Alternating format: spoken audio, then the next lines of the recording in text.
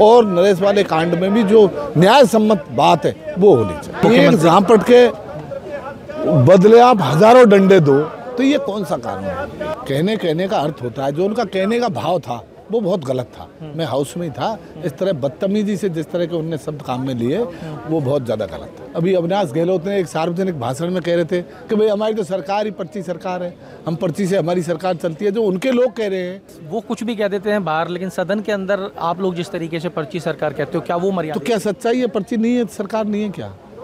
भाई क्या मापदंड सीएम साहब पूरे करते थे?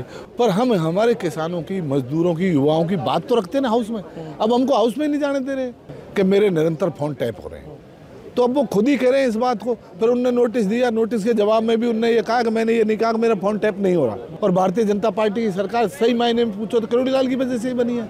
इनका क्या योगदान है सीएम बनने वालों का?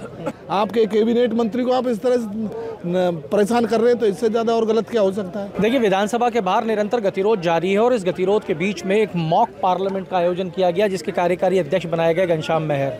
मेहर साहब, वही सारी चीज़ें जो निरंतर आप लोग बात करते आ रहे हैं, आज इस मॉक पार्लियामेंट के अंदर भी, चाहे अंदाज कोई भी रहा हो, पर चर्चा लगभग वही हुई है। गतिरोध किस दिशा में जा रहा है? सबसे पहले तो यहीं से शुरू करें।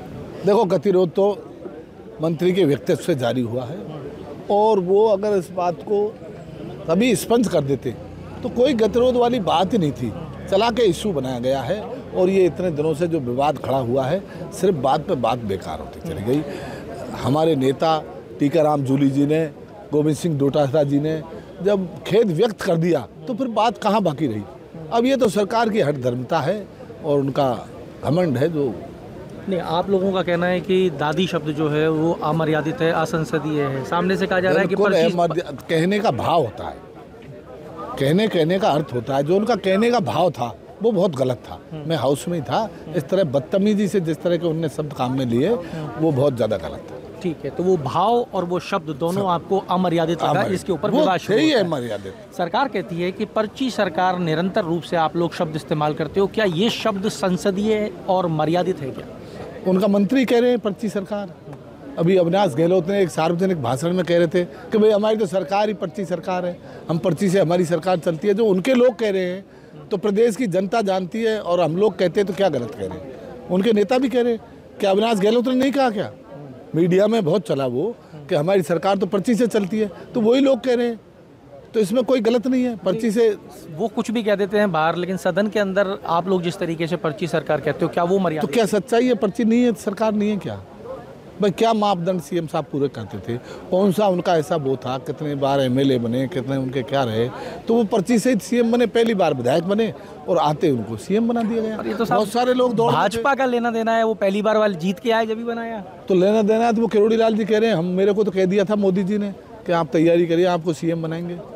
अब उनको बना दिया, कृषि में पता नहीं, कोई डिपार्टमेंट का ही पता नहीं है, ना कोई भाई अधिकारी का ही पता नहीं है। तो फिर इस तरह नहीं करना चाहिए ना।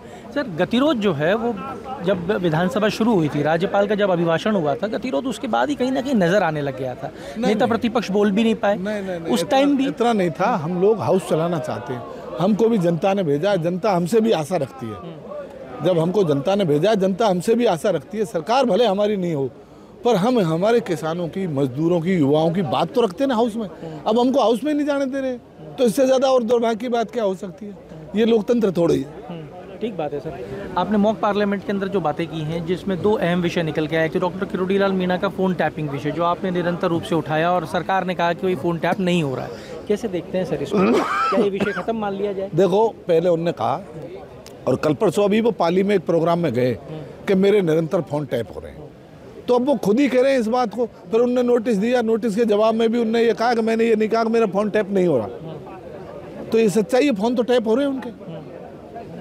पर अब क्या करें? उनकी भी स्थिति जो पूरे आप लोग, मीडिया भी जानती है, प्रदेश की जनता भी जानती है, क्या बना के रख दी है। पर सरकार ये कहती है कि जिस किरोड़ी लाल मीणा ने सबसे ज़्यादा कांग्रेस सरकार के अंदर कांग्रेस के खिलाफ काम किया, सड़कों पे रहे, सब काम किया, आज कांग्रेस को किरोड़ी लाल मीणा की इतनी चिंता क्यों? चिंता नहीं है, हम तो ये कह रहे हैं कि वो आदमी क्यों परेशान है। उसने हमारे खिलाफ तो कार्रवाई की है, कोई इश्यू नहीं था, उन इश्यूओं को उठाया उसने, नॉन इश्यू को इश्यू बना के कांग्रेस को बदनाम किया। और भारतीय जनता पार्टी की सरकार सही मायने में पूछो तो करोड़ी लाल की वजह से ही बनी है। इनका क्या योगदान है सीएम बनने वालों का? और आज उसी को प्रताड़ित कर रहे हैं तो ये दुर्भाग्य की बात नहीं है क्या? चलो उसको मुख्यमंत्री नहीं बनाया, मंत्री नहीं बनाते तो उसको परेशान तो मत करो। वो तो कह रहा है कि मेरी बहुत हालत ख़राब कर रखी है, मेरे पीछे सीआईडी लग रही है, मेरे पीछे पुलिस लग रही है और मुझे प्रताड़ित कर रहे हैं। तो ये बहुत दुर्भाग्य की बात है। आपके कैबिनेट मंत्री को आप इस तरह से परेशान कर रहे हैं तो इससे ज़्यादा और गलत क्या हो सकता है? तो हमारे प्रति तो सहानुभूति हो ही नहीं सकती। जब उनके लोगों को ही मार रहे हैं तो हमारे तो क्या कहें। एक विषय और निकल के आया था समरावता का, अशोक चांदना ने ही आपसे पूछा था। समरावता जला, समरावता में बहुत कुछ घटा, समरावता सबने देखा, पर समरावता आज भी न्याय की तरफ देख रहा है। देखो, समरावता के लोगों को न्याय मिलना चाहिए। उनका जो नुकसान हुआ है, कानून का काम कर रहा है, उसमें हम कोई वो नहीं कर रहे। कानून का काम कानून करेगा, पर जो आम आदमी है, आम जनता है, जिनको नुकसान हुआ है उसकी भरपाई होनी चाहिए, उनकी मदद होनी चाहिए। और नरेश वाले कांड में भी जो न्याय सम्मत बात है वो होनी चाहिए। मुख्यमंत्री से उनके परिजनों की मुलाकात हुई, उनके परिवारजन मुख्यमंत्री झांपट के बदले आप हजारों डंडे दो तो ये कौन सा कानून है? तो हो गया जो हो गया। वो उसमें अगर कानून में कोई उसके लिए कोई प्रावधान है तो आप उनको करिए, पर ये थोड़ी कि आप उस मामले को लगातार आगे बढ़ाते जाए और उन गांव वालों के प्रति नहीं सुना जाए, तो ये बहुत गलत हुआ। आप कैसे देख रहे हो ये गतिरोध आपका चल रहा है, जनता तक आपकी बात पहुंच रही है, सदन से जो बात आपको पहुंचानी चाहिए आपको विधानसभा तंत्र में आपका भी बड़ा योगदान है।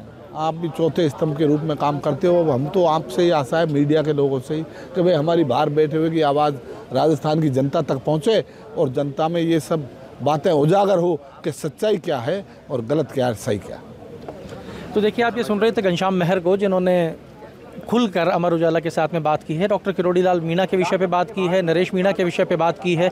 नरेश मीणा के विषय पे ये तक कह दिया कि अगर संभव हो तो सरकार प्रयास करे, देखे कि कानून में क्या किया जा सकता है।